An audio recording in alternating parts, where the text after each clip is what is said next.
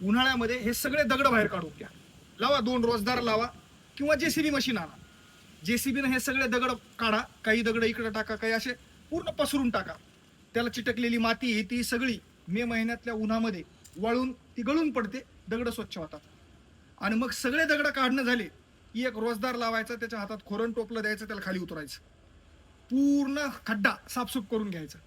कुठून ढासळलेला असतो, काही माती लागते, पूर्ण चक करायचा आणि तो 8 दिवस वाळू द्यायचा.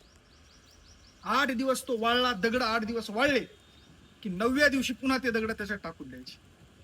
जसं मोटरसायकलची सर्व्हिसिंग आपण करतो, 4 व्हीलरच्या सर्व्हिसिंग करतो, मोबाईलमध्ये रिचार्ज करतो, तसं याचं रिचार्ज करायचं. म्हणून मी नेहमी सांगतो शेतकऱ्याला की खड्डा आयुष्यात एकदाच करायचा, दगड पण एकदाच टाकायचे, पण दरवर्षी उन्हाळ्यामध्ये याला बाहेर काढणं, स्वच्छता करणं आणि पुन्हा टाकणं. आता दर मे महिन्यामध्ये मी 4 माणसं लावतो. जेसीबीनंही करता येतात, पण मी मुद्दाम माणसं लावून करतो.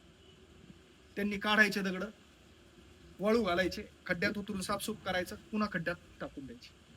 म्हणजे पुन्हा येणाऱ्या 4 महिन्याच्या पावसाळ्यातल्या पाण्याला मधात जायला मोकळं. माती यस, इतकं सोपं आहे.